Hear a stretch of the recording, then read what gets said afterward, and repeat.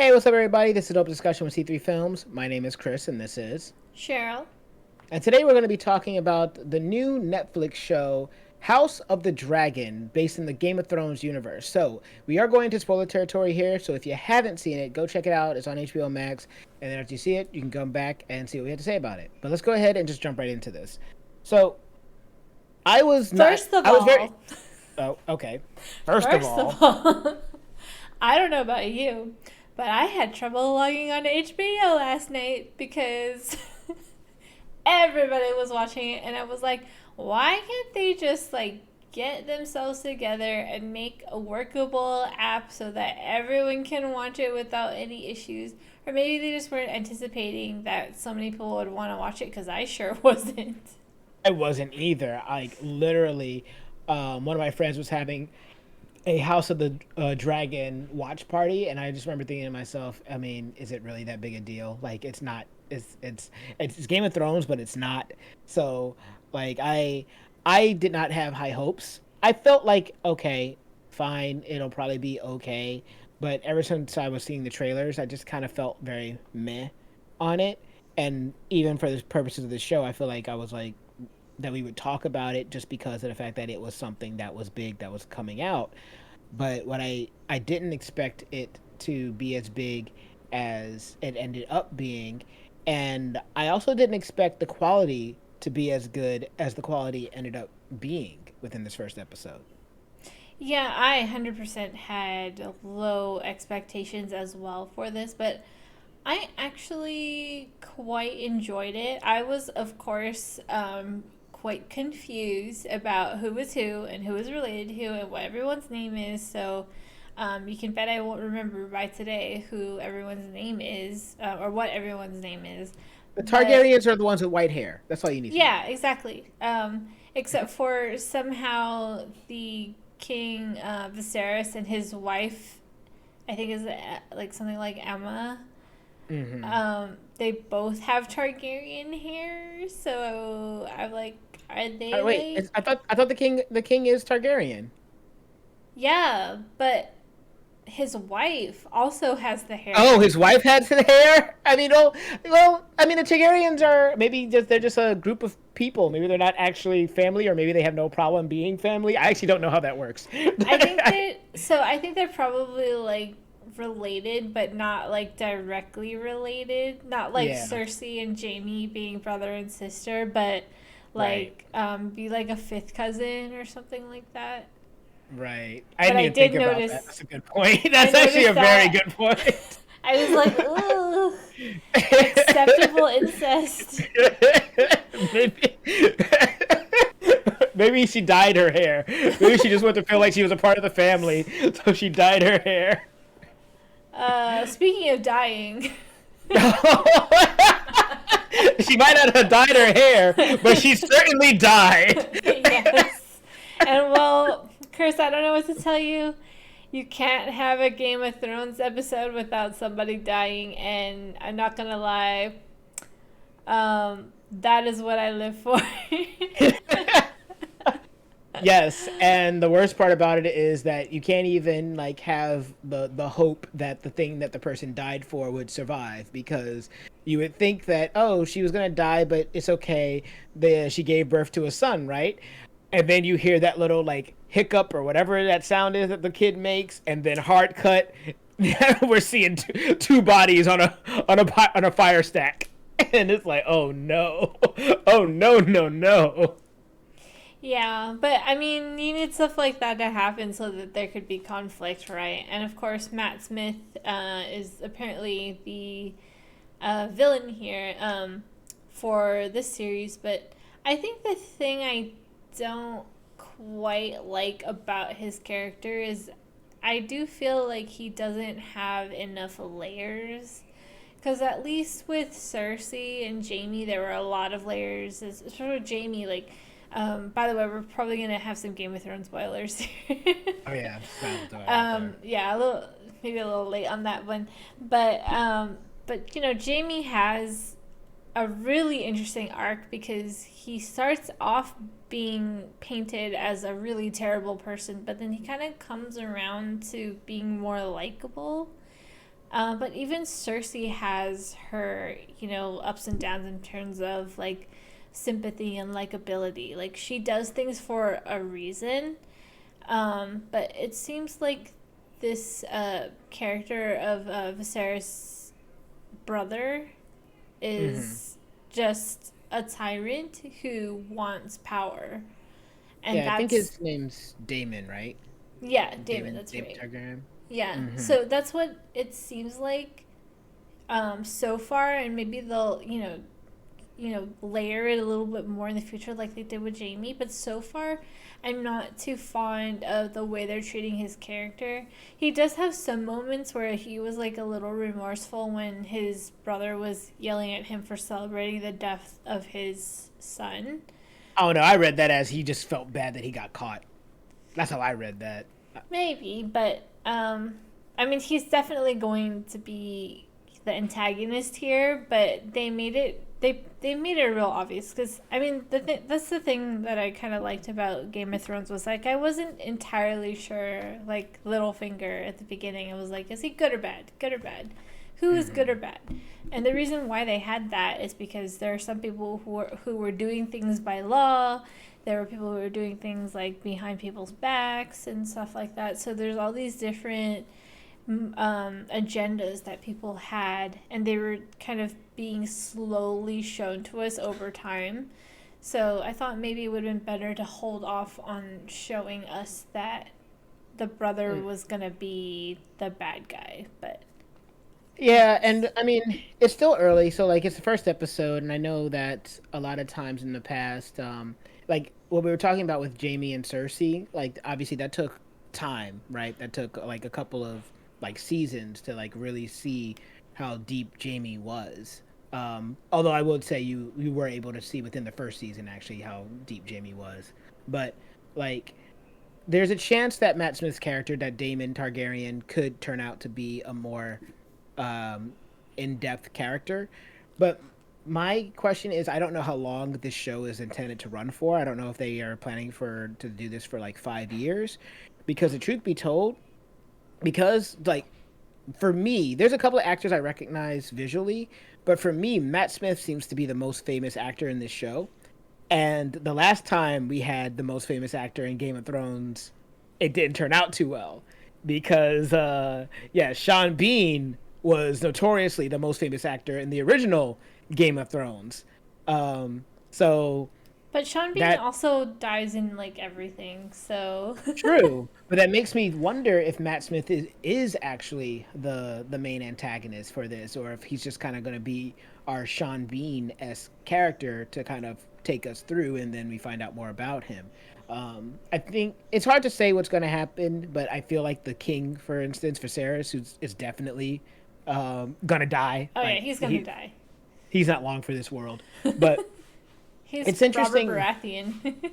Yeah, right. He's Robert Baratheon. You're out of here by the end of the season, maybe even sooner. But so one thing about this show is that it. I remember people saying that you didn't need to see the original Game of Thrones in order to watch this show, but it feels like this show still benefits a lot from previous knowledge because everything from character names being repeated, we see someone named Recon Stark, which we know is the name of one of the kids in the future, so that tells us that these names get repeated. The main king is named Viserys. So in I think that was the name of Daenerys's brother in the original series.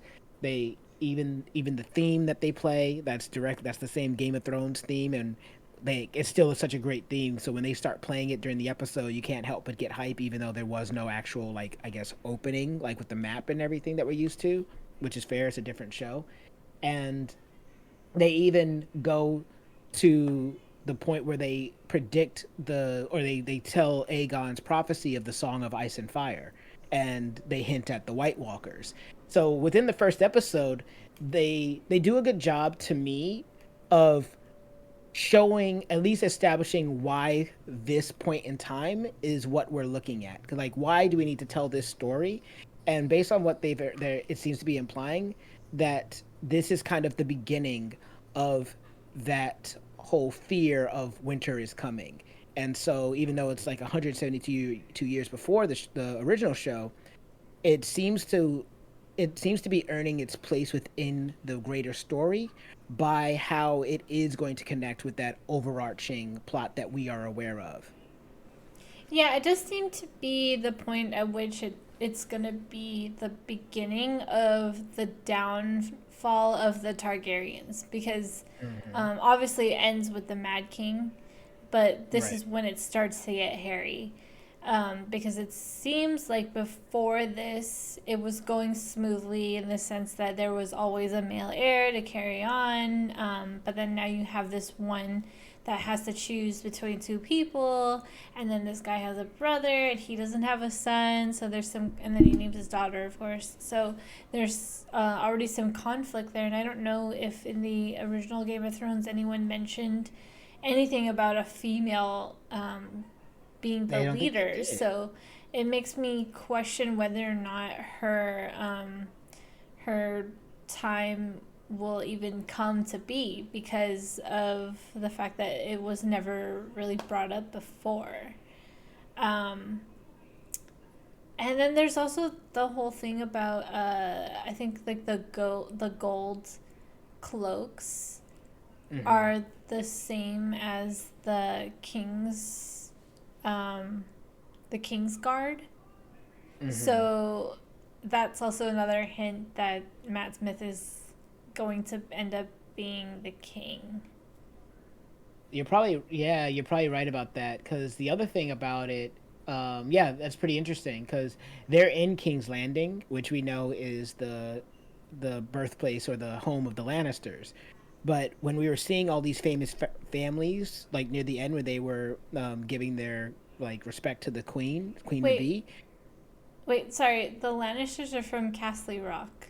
I mean, they're from Castle Rock, but aren't they in King's Landing? Aren't they in the show? Don't they control King's Landing?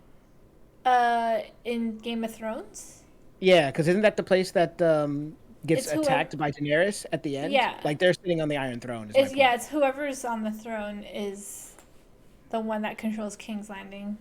Right. So we know that the Lannisters will at least occupy King's Landing at some point, which was now being controlled by the Targaryens, and we know um, that we've seen a lot of other famous families near the end, where we saw like the Baratheons, we saw the Starks. We heard of the Tarleys. I don't think we heard of the Freys or anybody, but I don't recall hearing the Lannisters. So that makes me wonder if the Lannisters were a powerful family at this time, or if they're going to start to come into being and maybe serve in the King's Guard during this time. So that's like so what we've seen so far does have me asking certain questions on the larger ramifications of what led certain groups of people and certain families to be in certain areas at a time, because as we know Jamie was the hand to the king, um, before he ended up having to stab the king in the back. So yeah, and I wonder if this is going to be them trying to imply that all Targaryens have sort of a mad streak to them. But that's interesting because, like you said, we only know of the Mad King. We never heard of another Mad Queen before that. So there is a little bit of, okay, well, this story that we're experiencing, how tied to the overall narrative is it if we haven't heard about any of these people before, because it's 172 years earlier, but at the same time these other little elements that they're sprinkling it in like help to try to, I guess, identify why this story is important. Yeah, the other thing that I kind of questioned was the conversation that Viserys had with his daughter, and Hmm. that being about how he was basically explaining to her that since Aegon, he's been they've been like having to pass down from heir to heir, that there should like the reason why there should always be a Targaryen on the throne is because of the cold, and they'll need like the dragons and Right, because they control the dragons, or they make it seem like they control the yeah, dragons. exactly. So I when I was watching that scene, I was thinking, why don't they make this like a public history propaganda kind of thing? Because that would definitely keep them on the throne. Then, if like that is something that they want people to believe? Like, why is it some little secret that has to be passed down from heir to heir? I mean, it's true. So, or at least, I mean, we know it's true because we watch Game of Thrones, Right. but they don't know because they don't know the future. But I just thought it was interesting. What Yeah. is it? Maybe there's a chance that over I've actually I had a thought and then I completely lost it. But point is, man, that just kind of happens. We're live, people. Yeah. Um so I think that what I was gonna say is that I there's a chance that maybe people wouldn't believe them. Maybe people, and because they wouldn't believe them, or they would, and maybe they would see it as a superstition, kind of like how people didn't even believe the White Walkers were a thing. Like literally, they're marching on the wall, and the Lannisters are like, yeah, that's not real. They literally had to be shown it in order to prove that it was. So maybe that's the reason they hide it, is because they know no one would really believe them, and then maybe that will call into question, oh, those heretics or those crazy people that believe this, that, and the other. Maybe they're not fit for the Iron Throne. Blah blah blah. But so that could be the reasoning behind it. Um, but outside of that, I think one thing that also surprised me that I didn't know was that I thought that, because one of the reasons I was worried and nervous about this show is because I felt that it was going to be something that didn't have, like, when the original series ran out of source material, it started to go downhill. And then obviously when it got to the last couple of seasons, it went very downhill because the people that were controlling it didn't they seemed to lose interest. So when they were coming back with this, I thought that, okay, this is going to be a cash grab where this is only to, like, because they want to make the money again, they want to ride the wave of the popularity again. It's not going to have the same love and care behind it. But I was wrong in two ways. So it's not the same showrunners as the original one, but the people that are working on this are fans of I was gonna say Tolkien, of George R. R. Martin's work, and George R. R. Martin is also associating with this again. But the most important thing is that apparently there is source material for this content, which I did not know. Yeah, I didn't know that either. So I guess that's also why it's also surprising because we were expecting the same thing, which Mm-hmm. is the same people to be doing the same stuff just to make money off of it. But when I started watching it, I was quite surprised because like the quality of it was great. It was the same. We are in the same setting basically. It looks. I mean, I would say it looks better than the original, but only in the sense that it's newer, so like the camera quality is better. Yeah, I think there's one part where I was like, this that dragon looks a little spotty on the CGI or on compositing. Like I felt like I almost saw the white rim around the dragon, but that could have just been my eyes. Um, I think that as far as this first episode goes, though, I think that this first episode is a lot easier to understand than the first episode of the original series. So, like, the original series, you meet a lot of people in a short amount of time, and you meet a lot of people in this episode too. But a lot of people in the original series, you meet a lot of people that are spanning across different families. And while, like I mentioned briefly, that we start hearing about some of these other families, none of them are really important right now. Really, the only family that's important are the Targaryens. So, in a way, it's simplified because you're not having to split your attention across all these different families and all these different motivations in order to try to understand who's who, where's this. We're essentially only in King's Landing, for this first episode at least, and we're essentially only really caring about the Targaryens and their family. So, from that perspective, this first episode is a lot easier to get into, in my opinion, than the first episode of Game of Thrones proper. It is definitely a lot more contained in that sense, although I did think I saw the Winterfell tree, but that would have made sense because they were always in King's Landing. But you're right, they don't even really mention anyone else besides within the Targaryen family, and they don't mention places either. because they don't even say King's Landing, or maybe they do say King's Landing like one time or something like that. Maybe, yeah. But that's because it's all very contained, and I think you're right. It's a lot easier to follow in that sense.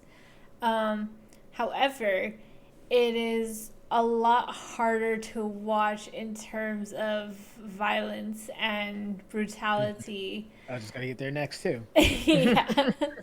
And of course, we cannot talk about this first episode without bringing up the C section, which is basically, I think, kind of equivalent to the Red Wedding already in the very first episode. And that's because of how gruesome it was. Um, I I surprisingly didn't have like too hard of a time watching it. I think I've just been so desensitized Desensitized. to this Yeah. kind of stuff. But the thing that I appreciated about it was how um, they really showed how much Viserys cared about his His wife, wife.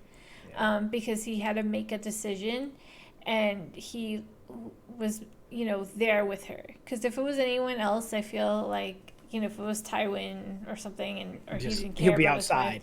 he'd be like, "All right, you do what you got to do, and I'm out. Hmm. Get my baby out, and I go back to work, getting my money." Yeah, right. Yeah, you can't talk about this first episode without talking about like that scene or just the general violence. Like, I don't remember there being so much. There was sex in the first episode, I want to say, of Game of Thrones, but I don't remember there being Yes. like that much violence in the first episode. Up until the point when Bran gets pushed out of a building. But this episode kind of just goes right in for it. You see Damon basically take to the streets and just start butchering people and having cartons of body parts being wheeled away. And it served two purposes. It was to show you how the type of character that Daemon Targaryen is, but also because, I almost feel like since this is technically a prequel to it, this is a prequel to a series that's already been in existence. They don't need to like ease you into the violence. They're like, you already know what to expect, so they'll go ahead and just throw it in. So it's still there. I do wonder in the long run how violent and how much sex there is going to be in the show, if it's going to be the same, if it's going to be more, if it's going to be less. But the thing that really has me curious going into this show is how well they'll be able to get us to care about these new characters, because this is an entirely new cast. There's nobody from the previous series that's in this one. There's nobody that just lives forever, so we have another person we can attach to. And the original Game of Thrones worked so well because of its ability to make us care about these people. So, as far as this first episode goes, I don't necessarily feel overly attached to anyone yet. Like, even the daughter, who I think is meant to be our main character, like our Daenerys for this timeline, or this time frame. But um, after the first episode, I like the father. I like Viserys, but I don't find myself being like, if they were to kill Viserys, I don't think I would feel the same way as I would if they killed, like when they killed Ned Stark. Because Ned Stark had two things: one, Ned was an honorable character, and Ned was played by Sean Bean. So those two things allowed it so that when he died, it really hit. And I'm curious if they'll be able to pull something like that, because clearly people are going to die in this show. The question just is, how much are we going to care about the people that they choose to kill? I think you're putting up walls to protect your feelings. You can't hurt me again. I will never be hurt. I don't care about anybody. But no, I kind of disagree with you a little bit there. Because of, and see, I know like people have a problem with the C-section, and I'm gonna keep talking about that a little bit more, because I Mhm. think that it was really powerful in a number of ways. First of Mhm. all, like I mentioned, it showed how much Viserys cared about his wife. So that Yeah. showed a lot about, it just kind of built more on his personality and making him a likable character and a likable king. Whilst at the same time, that death is upon him because of all these other things that are being set up, and because they're literally talking about, like, well, what happens when you die? So, Right. I think we all know that he's gonna die. So it's But do you feel like you it's care? Like you care a lot? Like it's gonna hurt you? I don't think I do and I don't, because I too Okay. believe that I am putting up walls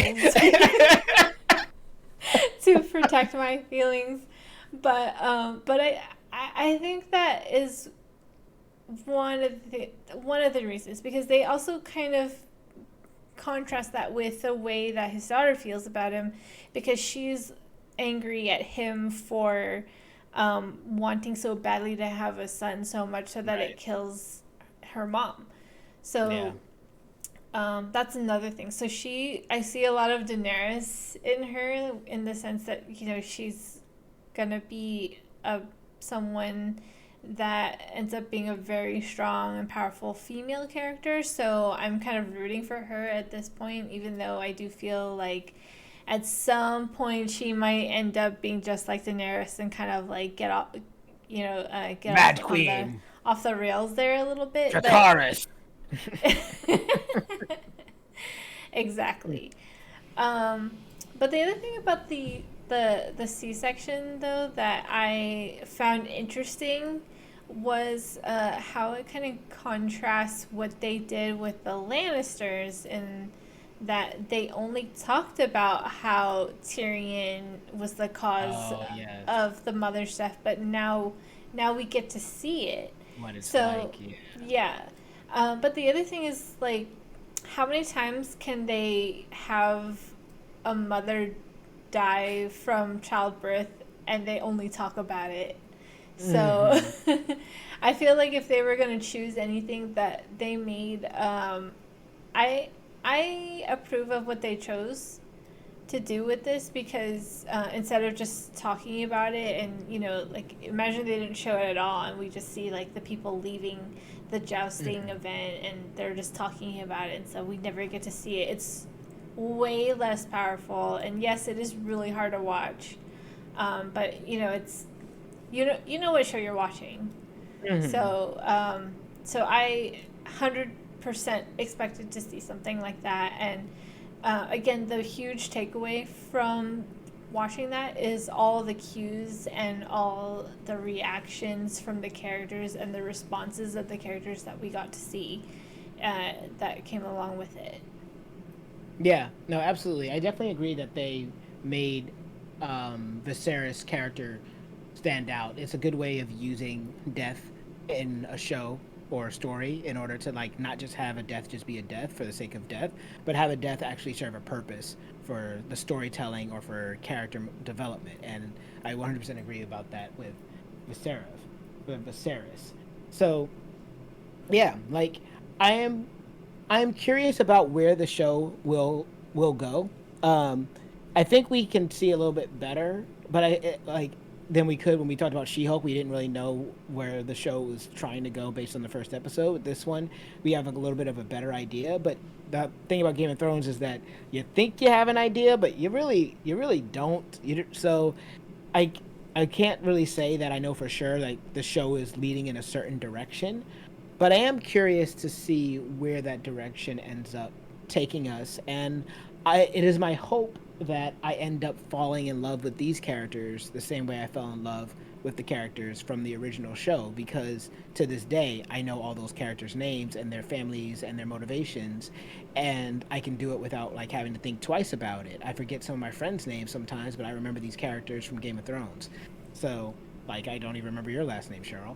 But anyway, so point is that I want to love these characters, and I'm putting up walls. I think you're right, but I do want it to hurt when a character dies. I don't want it to be that I don't feel anything, because I want to love these characters. I want to be attached to them and to see them fail or succeed.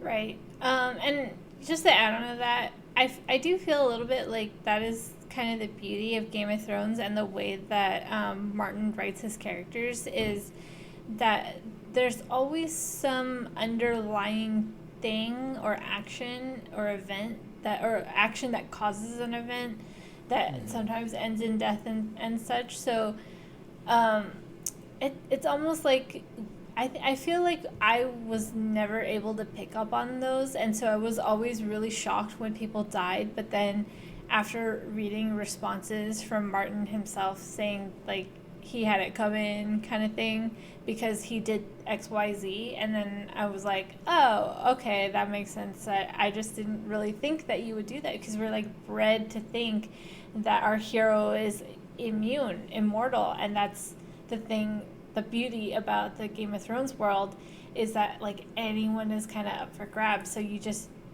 like no one is safe essentially. And Anyone to a point, because they still have to tell a story. It's just a matter if we know who the main character is or not. Because Jon at the Snow is always the time, main character. Yeah, so at the at time. the time, yeah, because Yeah. it can shift. And that's also the other thing is that I don't think that you'll ever 100% love a character. I know like there's some characters that we do like more than others, but every character Hmm. has their rights and wrongs, their pros and cons. Like no one is perfect in this world. There is no one like golden person that does nothing wrong.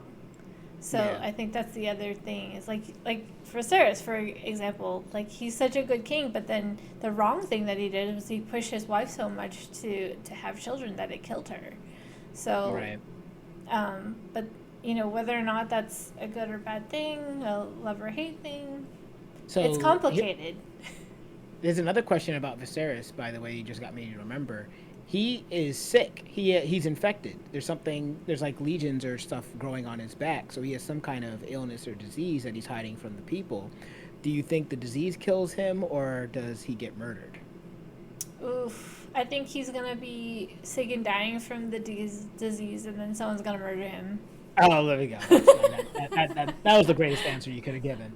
Um, but yes, one of our people in the comments actually said that they hope that the callbacks don't become a crutch, and I agree with that. Like it felt all right in the first episode. I liked the references to the future or just establishing a line for these families because I can believe that families have repeating names because they're long lasting families. I mean, even within our own civilization, that's why we have juniors and the third and all this other stuff.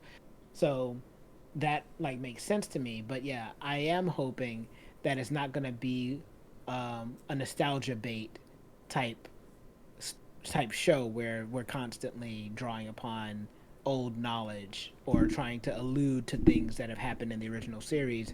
I'm hoping that the series is able to stand on its own and the end of the day can be looked at separately but will also be an exemplary addition to the world of Game of Thrones, but not that it needs the original series in order to be enjoyed. I agree, and so far I do feel that way. I do feel like it. I don't feel like they're leading on Game of Thrones too much. For sure.